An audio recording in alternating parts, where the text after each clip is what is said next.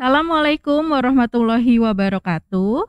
Selamat pagi Healthizen dan Civitas Hospitalia RSUD Ciawi. Jumpa lagi di acara PDKT, Podcast Kesehatan Terkini RSUD Ciawi. Dalam rangka HUT BLUD RSUD Ciawi yang ke-11. Dan tepat hari ini, tanggal 1 Desember, tepat hari AIDS sedunia, RSUD Ciawi mengadakan podcast dengan tema penghapusan stigma dan diskriminasi pada populasi kunci dan ODHIV dengan narasumber kita Dr. Berta H. Gultom. Beliau merupakan Dr. Polly Edelweiss, ODHIV di RSUD Ciawi. Selamat pagi Dr. Berta. Selamat pagi Dr. Priscilia. Assalamualaikum warahmatullahi wabarakatuh. Selamat pagi, salam sejahtera untuk kita semua. Apa kabar Bapak Ibu yang saya hormati? Semoga kita semua dalam keadaan sehat, tetap semangat, dan tetap melaksanakan protokol kesehatan sehingga kita semua dapat terhindar dari bahaya pandemi COVID-19. Amin ya dok ya. Amin. Dok, bisa kita berbincang dulu dok mengenai poli ODHIV di RSUD Ciawi. Jadi dok, kalau misalnya Polly Edelweiss yang ODHIV di RSUD Ciawi itu sudah berdiri sejak kapan dok? Polly Edelweiss sendiri itu sudah mulai aktif sejak 2013-2014. Tapi memang kita itu sudah mendapat pasien-pasien yang terdiagnosa HIV. Hanya saat itu belum ada obat ARV yang di stok di Rumah Sakit Ciawi. Dan dalam perkembangannya, karena Rumah Sakit Ciawi merupakan pusat rujukan untuk pasien HIV/AIDS, maka itu dilengkapi secara bertahap. Akhirnya sampai sekarang pasien itu sudah dapat berkunjung dan lebih dari 300 pasien. Oh, sudah banyak banget ya dok ya pasien yang berkunjung di RSUD Ciawi. Jadi RSUD Ciawi merupakan rumah sakit rujukan ya dok ya untuk pasien ODHIV.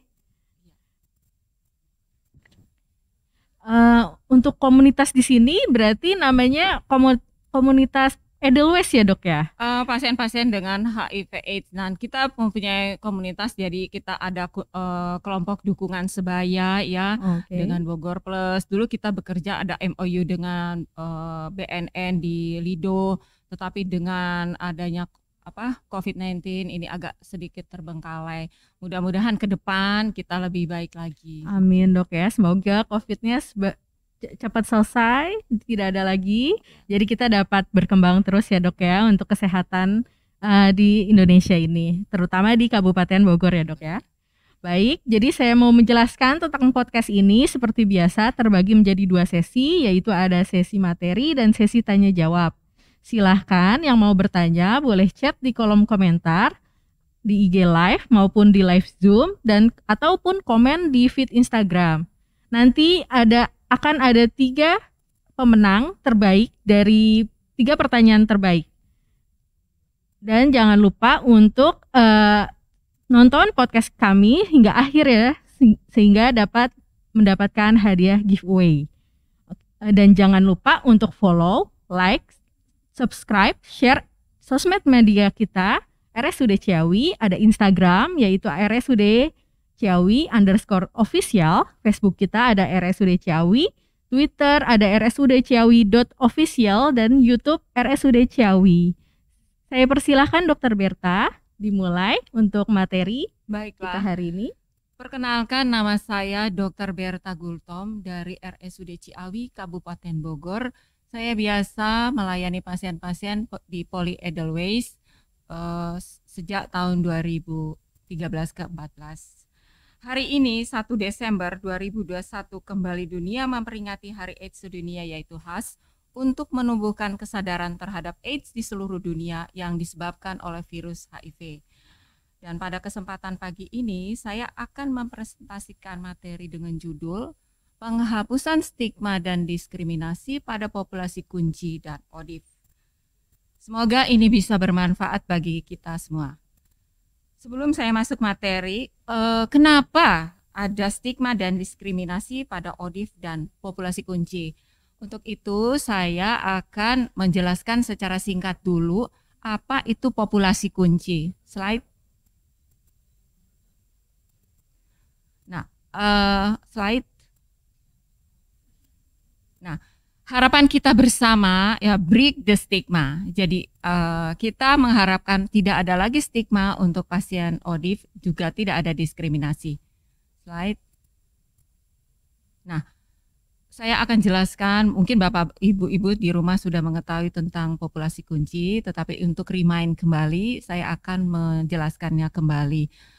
Apa itu populasi kunci? Populasi kunci adalah orang yang mempunyai faktor resiko tinggi terhadap penularan HIV/AIDS.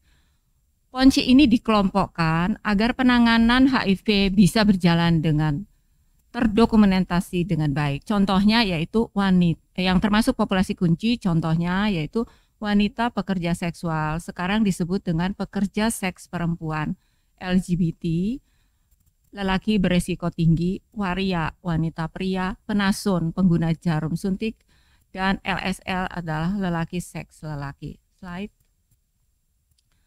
Nah, yang disebut HIV/AIDS ya kita lihat dulu. ODIF adalah orang dengan HIV/AIDS, orang yang sudah terpapar HIV. Sedangkan Human Immune Deficiency Syndrome itu adalah HIV, menyerang sel darah putih kekebalan tubuh manusia. Yang diserang adalah limfosite yang kita kenal nanti dengan cluster of deviation CD4. Kemudian AIDS adalah Acquired Immune Deficiency Syndrome, sekumpulan gejala penyakit yang disebabkan oleh menurunnya kekebalan tubuh manusia dikarenakan oleh virus HIV. Jadi kalau AIDS ini adalah merupakan stadium lanjut dari HIV. Kalau HIV itu masih stadium 1-2, nah kalau AIDS itu sudah stadium 3-4 yang dikenal dengan Advanced HIV Disease. Sekarang dikenal seperti itu, AHD. Nah, sedangkan yang disebut OHIDA adalah orang-orang yang hidup berdampingan dengan ODIF. Sebutan ini dibuat untuk orang yang hidup dekat ODIF, yaitu keluarga. Slide. Nah, untuk menghapus stigma dan diskriminasi tentunya kita harus tahu betul sehingga tidak menimbulkan persepsi di lapangan bahwa cara penularan HIV itu adalah melalui produk darah. Nah, kalau darah ini darah aman yang tidak ada infeksi HIV, kita tidak akan tertular. Dan kalau misalnya transfusi pun itu sudah dilakukan screening dengan ketat. Dan juga bisa terjadi penularan dari ibu ke bayinya pada saat dia mengandung, persalinan atau menyusui. Terus melalui hubungan seksual vaginal, anal atau tanpa alat pengaman. Jadi di sini kita harus tahu bahwa HIV itu tidak menular dan penularan itu akan berat sekali ya, sulit. Dia tidak menular lewat makanan, minuman bersama, menggunakan toilet bersama, berpelukan, dan gigitan nyamuk ataupun berenang. Slide. Nah, prinsip penularan HIV/AIDS itu ada 4 ya, ESSE. Exit yaitu virus harus keluar dari orang yang positif HIV. Kemudian sufficient, virus harus ada dalam jumlah cukup untuk menginfeksi. Survive ialah virus harus mampu bertahan hidup di luar tubuh manusia. Dan enter, virus harus masuk ke dalam tubuh orang yang negatif HIV. Jadi kalau salah satu dari ini tidak ada, penularan itu tidak akan pernah terjadi. Satu saja, misalnya virus itu tidak keluar, tidak akan terjadi penularan HIV/AIDS ini. Slide. Nah, sekarang kita masuk ke dalam stigma. Stigma itu adalah ciri negatif yang menempel pada pribadi seseorang karena pengaruh lingkungannya. Biasanya bentuknya labeling, dicap, oh ini orangnya seperti itu. Dan ada lagi yang disebut dengan stereotyping. Stereotyping adalah tindakan menyamaratakan seseorang dalam satu kelompok setelah hanya mengenai satu atau beberapa di antaranya. Cognitive separation yaitu anggapan bahwa seseorang berbeda secara kognitif. Dan kemudian yang disebut dengan emotional reaction atau reaksi emosional. Slide. Nah, jenis stigma. Stigma ini kita harapkan stigma ini harus berhenti, stop stigma. Self stigma yaitu stigma yang mengisolasi diri mereka sendiri. Kemudian stigma by association yaitu stigma yang terjadi ketika seluruh keluarga mendapatkan stigma karena salah satu anggota keluarganya. Jadi ada satu orang yang berbuat salah, semua keluarganya itu di stigma. Kemudian ada lagi yang disebut felt stigma. Stigma yang terjadi karena persepsi atau perasaan nyata terhadap seseorang dan bukan berasal dari orang tersebut. Slide. Nah, diskriminasi adalah perlakuan terhadap sesama warga negara berdasarkan warna kulit, golongan, suku, ekonomi, agama, dan sebagainya. Bentuknya ini bisa langsung dan tidak langsung. Langsung terjadi saat hukum atau peraturan atau kebijakan jenis-jenis menyebutkan karakteristik tertentu seperti jenis kelamin, ras, dan sebagainya. Kalau tidak langsung terjadi saat peraturan yang bersifat netral menjadi diskriminatif ketika diterapkan di lapangan. Nah, jadi kalau disimpulkan gini, stigma itu masih dalam pikiran kita. Nah, kalau diskriminasi tindakan. Gitu, seperti itu. Slide. Nah, bentuk stigma dan diskriminasi ini bisa terjadi ya, kita menjauhi orang tersebut, melakukan penolakan, mengejek, mengabaikan, antipati, pelecehan, cuek, dan tidak peduli. Ini bentuk-bentuk dari stigma dan diskriminasi.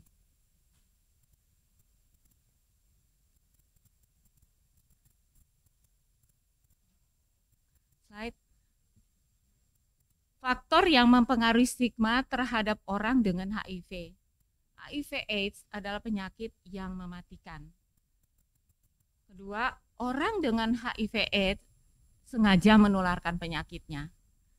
Yang tiga, HIV/AIDS penyakit karena perbuatan melanggar susila, kotor, dan tidak bertanggung jawab.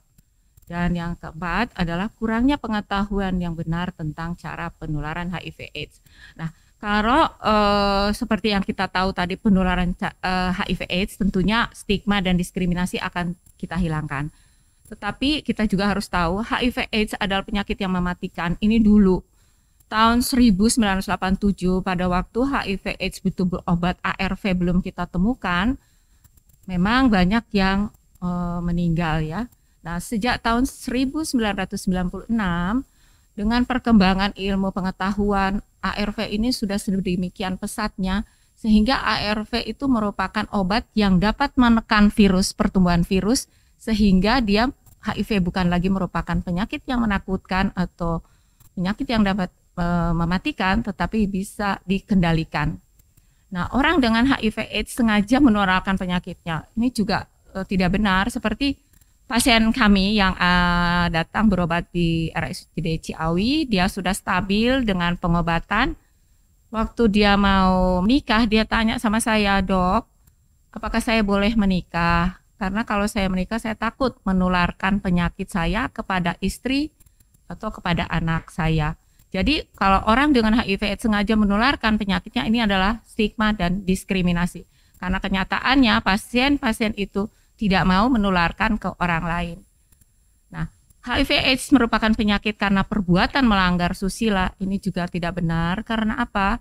Ibu-ibu rumah tangga, ibu-ibu yang di rumah yang tidak tahu menahu bisa juga tertular HIV/AIDS. Dan bayi-bayi yang lahir dari ibu yang HIV/AIDS, mereka tidak berdosa, tidak melanggar susila, tapi bisa terkena HIV/AIDS.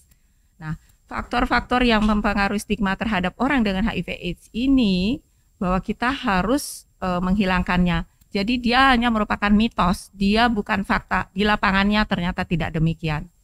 Slide. Penyebab stigma dan diskriminasi. Pengetahuan ya, karena kurangnya pengetahuan ini menyebabkan kesalahpahaman dan ketakutan. Moral, penilaian orang terhadap penyakit, nilai moral yang berlaku, sikap dan perilaku ya. Kemudian ketakutan akan kematian dan pemahaman yang kurang paham tentang stigma dan diskriminasi ini. Slide. Nah, akibat dari stigma dan diskriminasi terhadap orang dengan HIV/AIDS yaitu memperlambat tes HIV. Kalau di rumah sakit misalnya kita tidak menghilangkan stigma dan diskriminasi, orang enggan datang untuk tes di rumah sakit. Seperti kita yang di rumah sakit Ciawi ini ada tes di mana pasien itu enggan datang kalau ada stigma dan diskriminasi. Yang kedua, menyembunyikan hasil tes reaktif. Misalnya pasien itu dites, dia mau datang tes, kemudian hasil tesnya itu dia nggak mau perlihatkan kepada orang lain. Dia menyembunyikannya hasil tes tersebut, dan ini akan bila berlangsung lebih lama, dia akan datang kepada kita dengan penyulit yang lebih banyak. Terus yang ketiga, tidak mau mencari layanan HIV karena dia merasa malu. Wah, nanti saya ketahuan sakit HIV/AIDS. Jadi stigma dan diskriminasi ini harus segera jadi hilang atau terhapus dari pelayanan di rumah sakit, khususnya di Rumah Sakit Ciawi. Slide.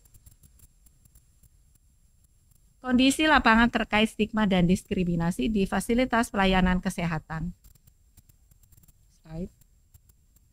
Nah, area potensial terjadinya stigma dan diskriminasi di fasilitas pelayanan kesehatan yaitu pintu masuk dan parkir, area poli HIV dan bukan poli HIV, area loket pendaftaran, area pengambilan obat. Ini merupakan suatu area potensial terjadinya stigma dan diskriminasi. Misalnya pasien datang ke Rumah Sakit Ciawi, misalnya rambutnya berwarna kuning, kemudian dia banyak tato-tato, ya kita juga merasa wah ini selalu dikaitkan dengan penggunaan narkoba suntik. Biasanya ada stigma dan diskriminasi. Semoga ke depan stigma dan diskriminasi ini bisa hilang. Slide. Peran Fasiankes terkait stigma dan diskriminasi. Menciptakan layanan yang mengikuti prinsip-prinsip dasar berpusat pada klien. Kemudian kualitas pelayanan perlu selalu dipertimbangkan. Pentingnya bagi semua petugas kesehatan untuk lokasi potensial stigma dan diskriminasi terjadi. Alur layanan, identifikasi bentuk-bentuk stigma dan diskriminasi, pelaku dan kemungkinan penyebabnya.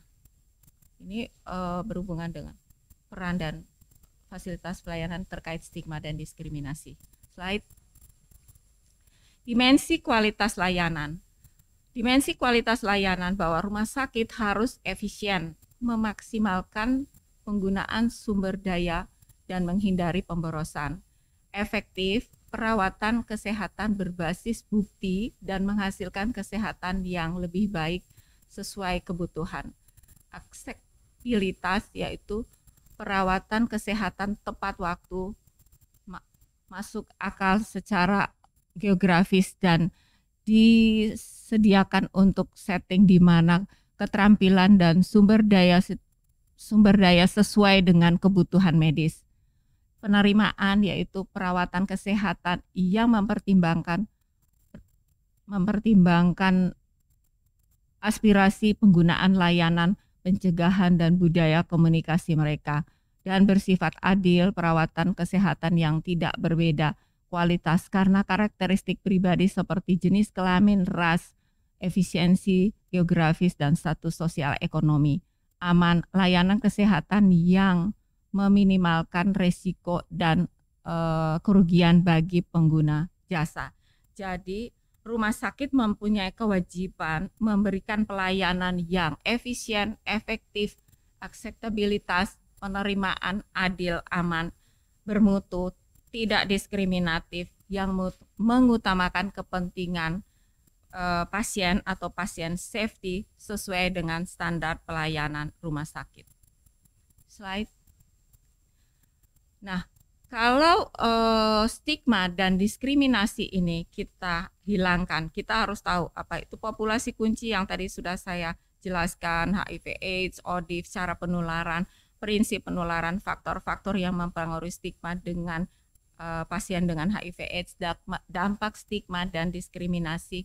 Maka kalau ini kita hilangkan, program penanggulangan HIV/AIDS di Indonesia ending 30 tahun 2030 dapat kita selesaikan. Nah, program penanggulangan HIV/AIDS di Indonesia itu Permenkes 21 tahun 2013 yaitu 30, zero new infection, zero AIDS related death, zero diskriminasi.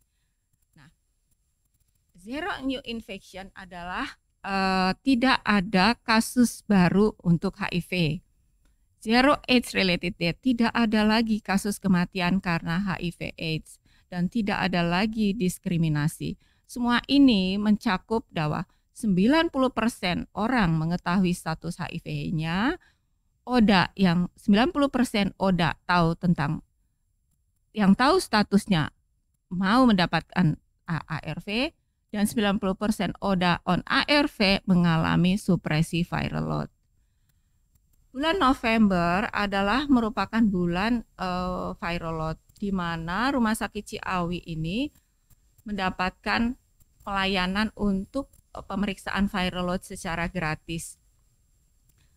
Lebih dari 200 pasien sudah kita berikan pemeriksaan viral load ini, dan sebagian besar menghasilkan virus itu sudah tersupresi.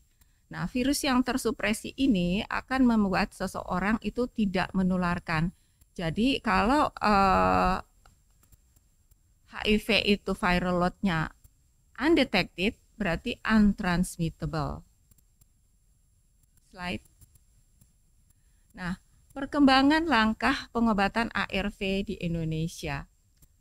Tahun 2012 ini banyak sekali pasien-pasien jatuh ke dalam AIDS karena saat itu pemberian ARV akan diberikan apabila CD4 itu kurang dari 200. Dan dengan perkembangan pengobatan selanjutnya, bahwa HIV itu diobati lagi tahun berikutnya kalau CD4 di bawah 350. Kemudian berlanjut lagi tanpa memperhatikan CD4 pada ibu hamil, bayi anak, pasien TBC, pasien infeksi menular seksual, hepatitis, populasi kunci seperti yang tadi sudah saya jelaskan, serodiskordan, itu pasien yang misalnya suaminya positif, istrinya negatif, maka suaminya harus meminum ARV. Epidemi meluas, misalnya di daerah Papua, di mana epidemi meluas itu general epidemi, ya prevalensinya lebih dari 2,3%. Semua pasien ini tidak memperhatikan CD4, diberikan terapi ARV. Nah, CD4 sendiri ini adalah kluster defisiensi yang berhubungan dengan sistem kekebalan tubuh, di mana pada pasien-pasien HIV ini dirusak oleh virus. Selanjutnya perkembangan riset dari pakar-pakar pencinta HIV/AIDS ya. Nah, dari penelitian studi dari Temprano dan Start, sekarang pasien-pasien itu dites dan langsung ditreat. Jadi ada yang dikenal dengan inisiasi dini terapi ARV. Jadi pasien-pasien HIV sekarang datang ya, kita tidak menunggu sampai CD4 200 atau tunggu sampai pasiennya di bawah 350 atau punya penyakit TB atau hepatitis atau pada populasi kunci. Semua pasien yang terdiagnosa dia dites hasilnya reaktif itu ditreat. Kecuali pasien itu belum siap, misalnya ya pasien belum siap atau misalnya dia ada TB paru atau ada meningitis Cryptococcus, jadi merupakan stadium lanjut dari HIV. Ini kita harus melakukan screening juga sebelum kita terapi ARV-nya. Nah, kalau pasien itu sudah siap, diharapkan the same day, hari itu juga dia mendapat obat ARV. Paling lama 7 hari sesudah hasil tes ini terdiagnosa. Slide.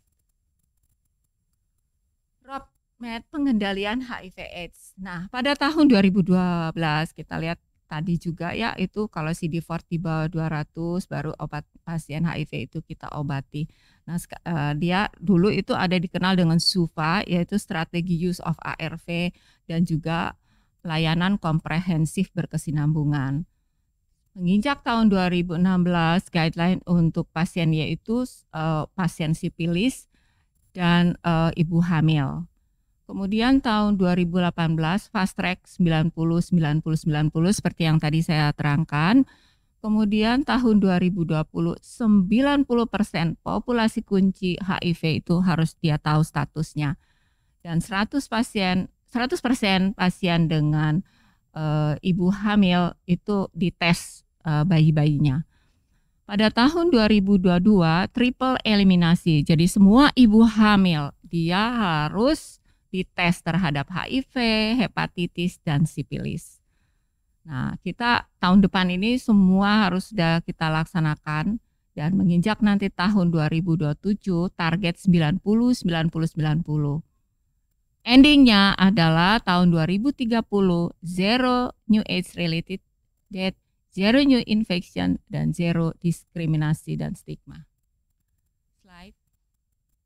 Nah, layanan yang tersedia untuk populasi kunci di Rumah Sakit Ciawi yaitu layanan test and treat ya, di mana pasien-pasien yang datang ke Poli Edelweiss akan kita lakukan tes, kemudian kita edukasi untuk pencegahan HIV/AIDS pada pasiennya, kemudian layanan perawatan pengobatan yaitu pemberian ARV, dan ini kita konseling terus-menerus setiap kali pasien itu datang agar dia selalu patuh.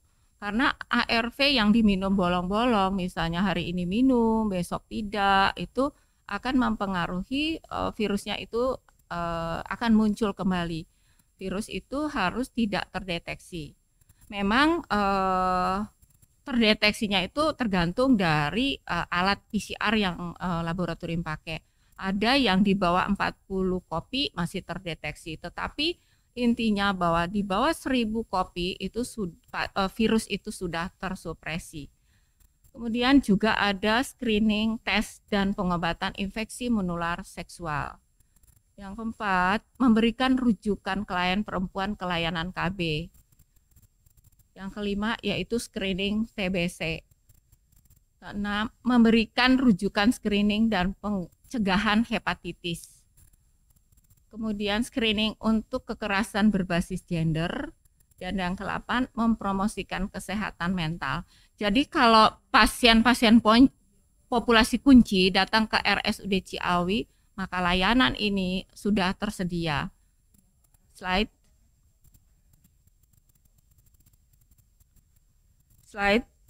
Ya, demikian presentasi saya untuk menyambut Hari AIDS Sedunia.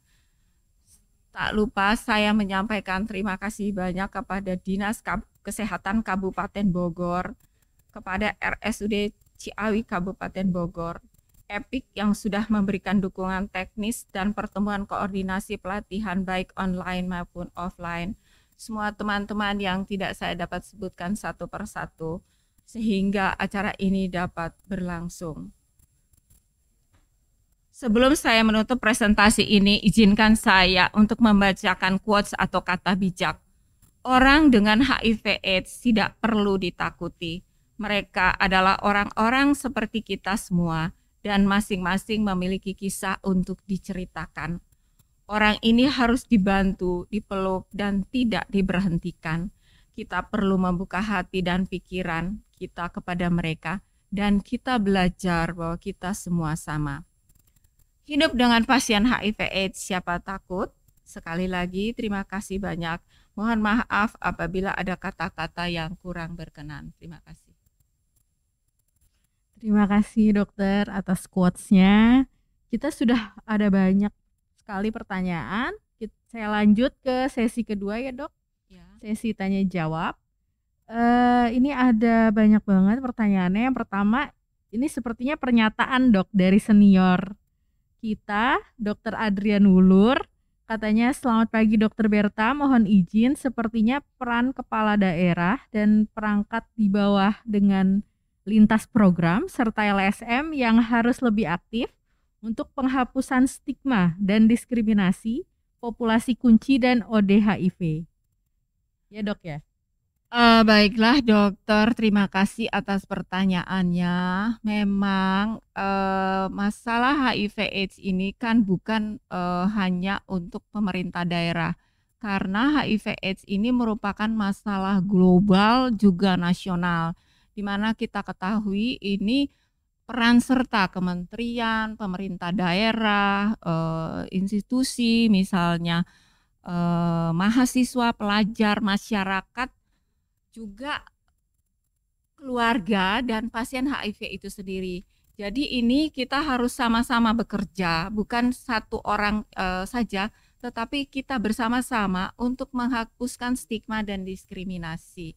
Karena kalau kita bekerja sendiri, ini akan sangat sulit sekali, karena ini merupakan masalah yang complicated banget. Karena kalau pasien HIV AIDS ya, dia itu sedangkan keluarganya saja sudah ada keluarganya yang sudah menstigma. Begitu tahu dia terdiagnosa, keluarganya meninggalkan, dan itu pernah terjadi di Rumah Sakit RSUD Ciawi. Dan kita telah bekerja sama dengan Departemen Sosial yang kebetulan saat itu membantu ya. Jadi mulai pemakaman semuanya dibantu oleh Departemen Sosial. Jadi memang ini stigma dan diskriminasi ini harus dihapuskan untuk mencapai endingnya 3.0 yang merupakan program nasional pengendalian HIV/AIDS di Indonesia. Baik dokter, terima kasih atas jawabannya dok. Jadi memang ini sebenarnya tanggung jawab kita semua dari pemerintah pusat hingga pemerintah daerah dan individu masing-masing ya dok ya, untuk menghapus stigma dari ODHIV ini. Lalu ada pertanyaan dok yang kedua ini dari Zoom, yaitu dari Zea. Katanya izin bertanya dok, kalau ada faktor resiko sebaiknya periksa kemana? Langsung ke RSUD Ciawi sebagai rujukan atau bisa langsung ke Poli Edelweiss atau harus lewat Fasiankes mungkin dok? Kalau pasien itu dia beresiko, berarti dia udah sadar ya, waduh aku ini kayaknya kemungkinan kena HIV/AIDS. Boleh langsung ke Poli Edelweiss karena kita akan melakukan tes.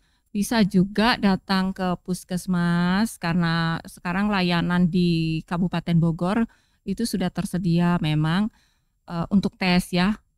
Kalau saya tidak salah 101 puskesmas di Kabupaten Bogor, tetapi mungkin yang lebih dekat-dekat itu misalnya Puskesmas Ciawi, salah satunya itu juga bisa dikunjungi. Nah, boleh, itu tidak masalah di Fasiankes tingkat pertama. Baik. Boleh langsung datang juga ke Poli Edelweiss ya, karena Poli Edelweiss itu untuk stigma dan diskriminasi saya kira tidak ada ya. Lebih aman ya dok ya kalau datang ke sini, diperiksa di RSUD Ciawi dok ya, di Poli Edelweiss.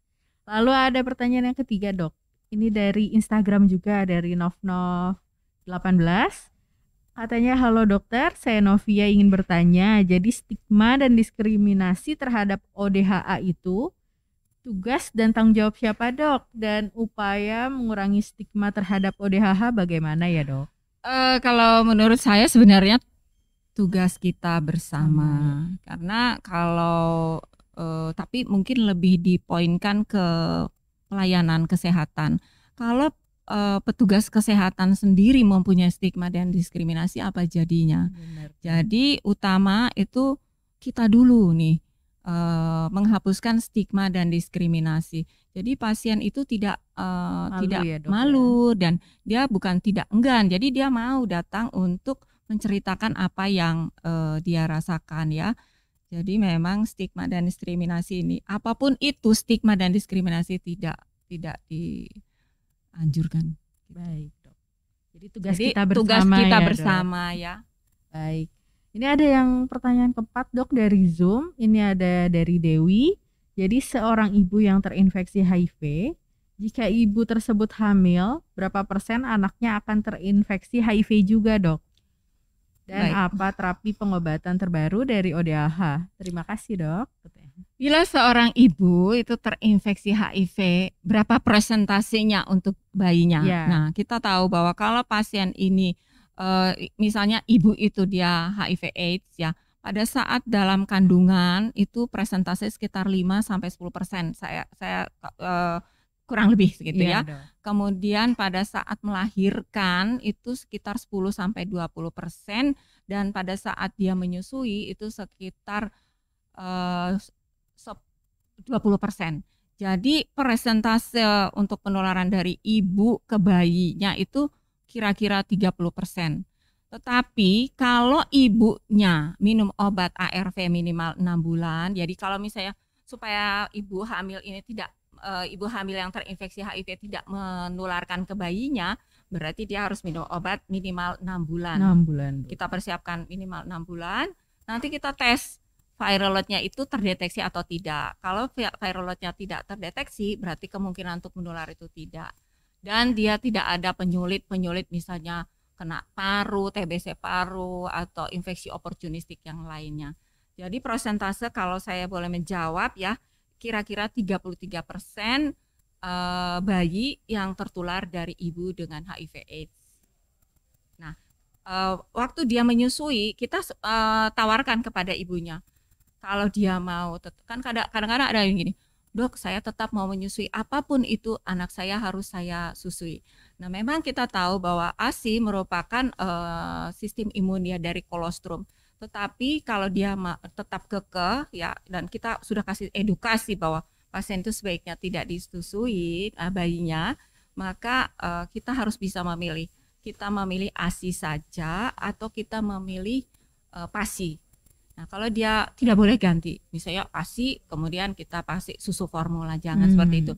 Karena takutnya ada perlukaan di lambung yang merupakan pintu gerbang termasuk infeksi HIV.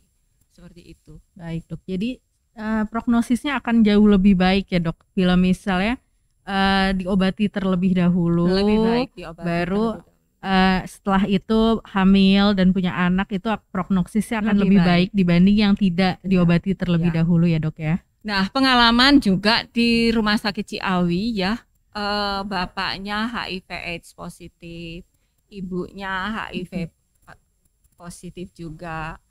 Nah kita obatin mereka, tapi ibunya mendadak hamil. Tapi dengan pengobatan ARV, bayi ini kemudian kita tes sesudah 18 bulan, karena kalau kita pakai EID itu sangat mahal ya, infant yang EID itu dengan dry blood spot itu agak sedikit lebih mahal. Kita periksa dengan anti HIV, bayinya ya itu sudah 18 bulan, ya ibunya deg-degan ya, bapaknya juga deg-degan, ini anak saya ini HIV atau enggak. Ternyata sesudah 18 bulan itu bayinya negatif. Dan ini anak pertama juga anak yang kedua. Jadi kalau misalnya dipersiapkan dengan baik, ini tidak menularkan ya dok ya. Baik, ada lagi dok pertanyaan ini dari Instagram dari Priyanka Putri dok. Katanya dok, saya mau bertanya apakah orang dengan HIV AIDS sekarang sudah bisa sembuh atau sudah bisa hidup sampai tua, maksudnya lama ya hidupnya dok ya sekarang. HIV AIDS itu ya ada kita tidak bisa eradikasi, virusnya tetap ada di dalam tubuh. Walaupun nanti virusnya itu sudah undetected atau dia tidak menular, virus itu tetap di dalam tubuh. Makanya selalu kita edukasi pada pasien, tetaplah minum ARV seumur hidup. Tidak tahu nanti kalau ada penemuan yang baru ya dok ya. Nah dulu juga saya pernah dengar bahwa pasien HIV itu ada yang disuntikan seminggu sekali, tetapi ternyata tidak berlanjut ya.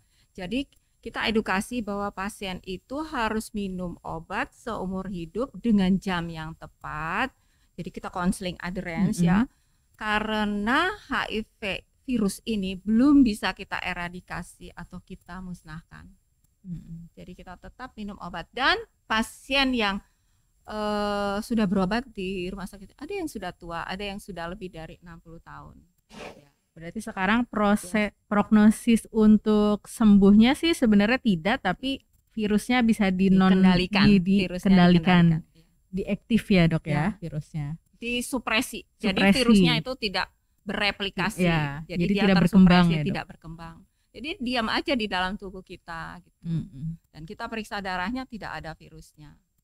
Jadi jangan kira nanti saya kan virusnya sudah tidak terdeteksi nih, jangan tidak minum obat karena rasa sembuh ya dok ya gitu. Oke dok, ada pertanyaan lagi dari Facebook ini dok sekarang, yaitu dari Cici Sriwidya. Ini katanya dok izin bertanya, apakah gejala yang nampak saat terkena virus HIV dan apakah pada ibu hamil anak akan selalu tertular. Oh, ini tadi pertanyaan sudah dijawab ya, Dok ya, yang ini. Berarti Oh tinggal iya. yang gejala yang nampak pada saat terkena virus HIV Oh apa, iya, Dok? ya. Apakah gejala yang nampak saat terkena virus HIV? Jadi gini, kalau pasien itu dia baru stadium 1, misalnya dia perilaku beresiko ya, dia terkena pada stadium 1 itu tidak kelihatan. Stadium 1 dan 2 itu satu lah kita lihat. Dia biasanya normal. Jadi dia hanya pembesaran kelenjar getah bening ya, dia limfadenopati generalis atau persisten. Kalau stadium 2 itu baru kita bisa lihat. Memang penurunan berat badan itu belum sampai lebih dari 10%, tetapi dia mulai kena herpes ya, herpes zoster, papula pruritus eruption itu yang ada jendol-jendol ini kelainan kulitnya ya. Kemudian jamur pada kuku gitu. Terus luka pada sudut mulut atau dia flu gitu loh, infeksi berulang, flu ya gitu, infeksi berulang. Terus bisa juga pembesaran kelenjar, pembesaran hepatosplenomegali, tetapi kita sulit menerangkannya kenapa seperti itu. Jadi kalau udah stadium 2 itu biasanya kelihatan di kelainan kulit gitu. Masuk ke stadium 3 ini masuk ke stadium AIDS, yaitu biasanya ada kandidiasis oral. Jadi jamur di mulut, kemudian penurunan berat badan lebih dari 10% ya. Yang tadinya kok dia gagah gitu ya, berat badannya makin turun gitu. Terus bisa juga karena diare yang berulang-ulang, sembuh berobat ke dokter diare lagi seperti itu. Terus bisa juga kena TBC. Nah, yang parahnya kalau dia sudah kena ke stadium 4. Nah, gejalanya kelihatan sekali, biasanya bisa sampai kesadaran menurun, kejang-kejang kalau sudah kena toksoplasma ya. Kemudian bisa kena meningitis gitu. HIV wasting. Ya, kita bisa melihat pasien itu HIV wasting. Kalau saya kalau nggak salah itu dulu saya pernah lihat fotonya Freddie Mercury, itu dia pakai kursi roda, kemudian dia kelihatannya sudah sangat kurus banget itu. Itu yang kelihatan pada pasien dengan gejala-gejala yang nampak kelihatan. Berarti mulai kelihatan banget tuh dari stadium 3. Tapi 3-4. Tetapi ya, Dok? Itu sudah sangat terlambat ya. Karenanya saya mohon maaf nih ya, pasien-pasien dengan perilaku beresiko sebaiknya jangan enggan datang untuk tes. Poly Edelweiss terbuka. Baik. Boleh datang. Karena Poly Edelweiss tidak ada stigma ya, Dok ya, di RSUD Ciawi ini. Oke, boleh lanjut ke pertanyaan, Dok. Ini ada dari Zoom. Katanya ingin izin bertanya, Dok, bagaimana mensupport orang dengan HIV yang sudah putus asa untuk berobat dan lelah minum obat. Oh, berarti ini yang putus obat ya, Dok ya? Ya, memang ini agak susah juga ya. Maksudnya kalau orang yang sudah dengan HIV dia udah putus asa, belum lagi minum obat yang tiap hari boring banget ya. Kadang-kadang terus nanti kalau dia minum obat terus dilihat, lo minum obat apa sih gitu, dia susah menjawabnya. Memang ini merupakan suatu hal yang sulit ya. Tetapi saya selalu kalau pasien-pasien yang datang ke Poly Edelweiss saya katakan bahwa tidak ada pilihan lain, kamu harus minum obat karena sampai saat ini yang dapat menekan replikasi virus adalah obat yang kamu minum. Jadi mau tidak mau harus. Dan saya juga meminta dukungan sama keluarganya ya, sama kelompok dukungan sebaya untuk pendampingan, tapi seizin mereka tentunya ya. Apakah pasien itu masih terus untuk tidak mau minum obat. Memang ada kejadian karena pasien itu bosan, dia tidak mau minumnya. Kalau ditanya udah minum obat belum, sudah, padahal belum. Nah, dalam keadaan yang parah, ketahuan itu obatnya ternyata masih ada di tempat tidurnya dan tidak dia minum. Demikian. Jadi kembali lagi kita selalu mengedukasi terus menerus setiap kali kunjungan. Terus kita lihat juga adakah penyulit-penyulitnya, apakah ada kendala-kendalanya dalam hal dia minum obat, seperti itu. Karena memang obat ini dia harus minum terus menerus. Dan kalau dia sudah masuk ke lini 2, misalnya lini pertama yang obat minum sehari sekali itu cuma 1, nah kalau lini 2 bisa sampai 7. Memang ada sekarang obat yang baru yaitu golongan dolutegravir, yaitu bisa membantu dia hanya satu dan menekan replikasi virus itu lebih cepat. Nah, kita harapkan ini obat dapat diakses terus ya, bahwa obatnya bisa berkesinambungan, komprehensif dan tidak ada kendala walaupun dalam keadaan pandemi COVID-19 ini. Diharapkan obatnya itu akan selalu ada ya dok ya. Emang susah dok ya untuk jangankan HIV, untuk sakit-sakit kronis seperti hipertensi, diabetes pun kan obatnya terus menerus seumur hidup. Itu juga banyak yang putus. Memang harus ada support dari keluarga, dari teman-teman ya dok ya. Maka jangan ada stigma untuk orang HIV tersebut ya dok ya. Jangan juga ada dusta. Jangan ada dusta. Udah bilang minum obat sudah atau belum? Sudah, ternyata tidak. Gitu. Sangat disayangkan sekali. Benar dok. Karena berubah prognosisnya ya dok ya. Lalu ini ada pertanyaan dari Zoom lagi dok, dari Santi katanya dok. Selamat pagi dok, bagaimana memberikan support pada ODHH agar mereka lebih semangat? Apa yang harus keluarga lakukan dan bagaimana cara perawatan di rumah untuk ODHH? Sebenarnya hampir sama ya perawatan dengan pasien ODA dengan pasien-pasien yang sakit lainnya ya. Prinsipnya sama saja, tetapi untuk mensupport ODA ya itu kita ya harus hilangkan stigma dan diskriminasi, karena ini sangat-sangat membuat pasien itu enggan ya. Kemudian dia merasa putus asa, hopeless seperti begitu. Jadi intinya ya kita mensupport. Gak apa-apa, misalnya jangan kita balik ke belakang menyalah-nyalahkan dia, misalnya itulah akibat kamu, kenapa perilaku kamu seperti ini, bla bla bla, seperti itu. Jadi yang masa yang lalu itu kita hanya mendukung saja, memberi dukungan bahwa HIV itu bisa dikalahkan kok, bisa dikendalikan. Jadi jangan putus asa, minumlah obat itu dianggap sebagai vitamin. Terus juga olahraga seperti itu ya. Pola hidup sehat ya dok ya. Sehat, kemudian bertemu dengan komunitas mereka gitu. Jadi saling sharing. Ada loh yang sangat kuat gitu loh. Misal dia HIV, ya nggak apa-apa, demi anak saya akan berjuang untuk hidup. Itu ada juga seperti itu. Emang harus dari diri sendiri juga. Kita mensupportnya. Kita hanya bisa mensupport sistem dia. Ya baik dok, ada lagi dok, 2 pertanyaan lagi nih dok, yaitu dari Instagram, ada dari Gia92.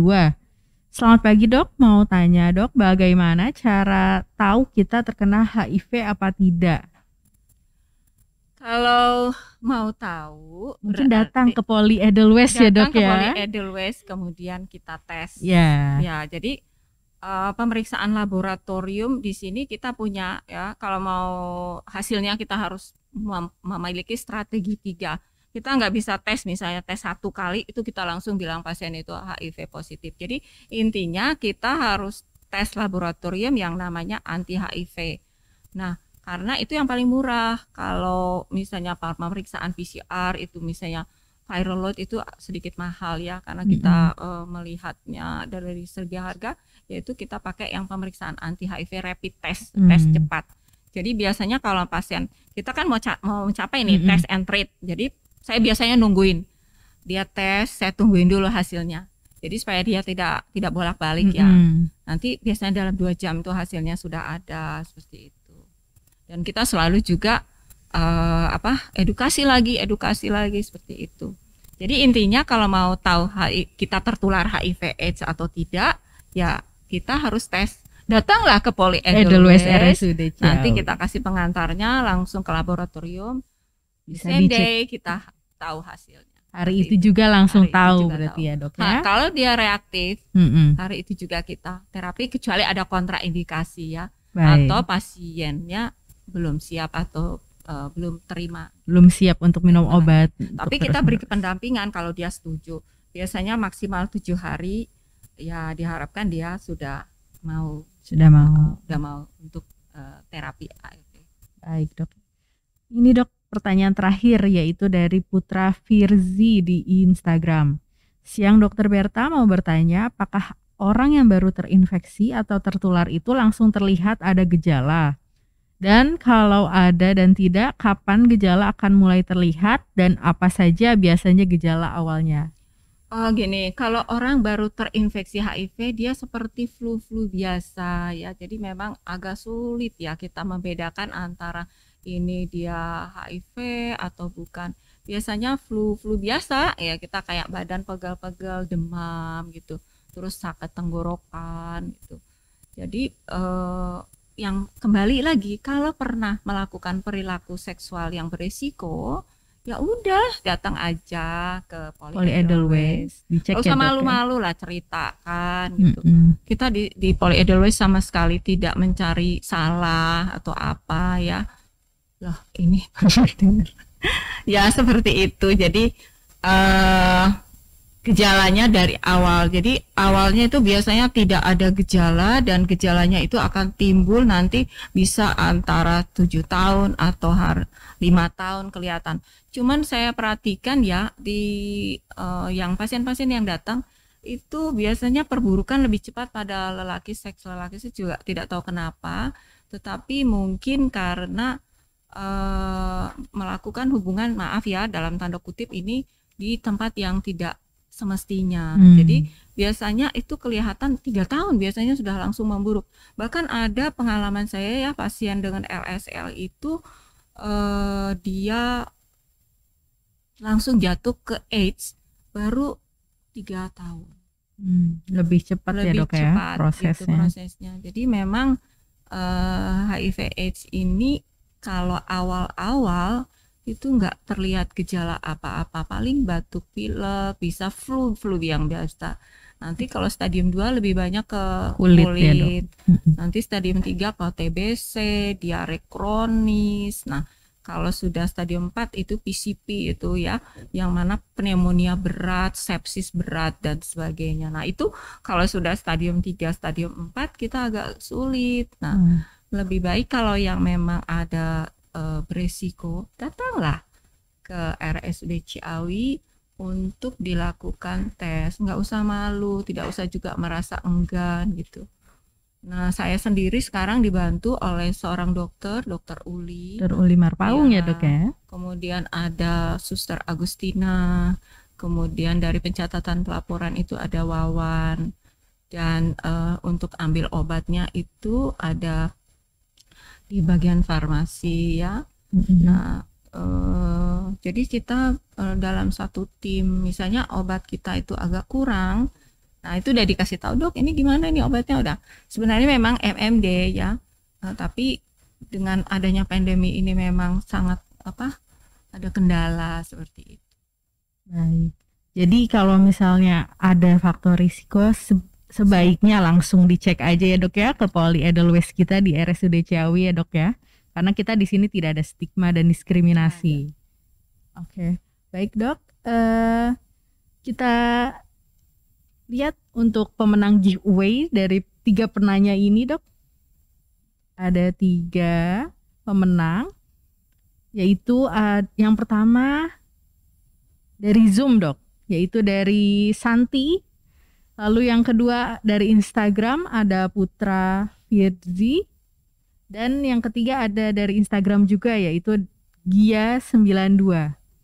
Boleh kepada para pemenang giveaway untuk tidak di private akunnya dan DM ke Instagram RSUD Official Ciawi. Oke. Dan dan jangan lupa untuk datang kepada tadi yang punya faktor risiko ya dok ya. Ya, datang ke RSUD Ciawi.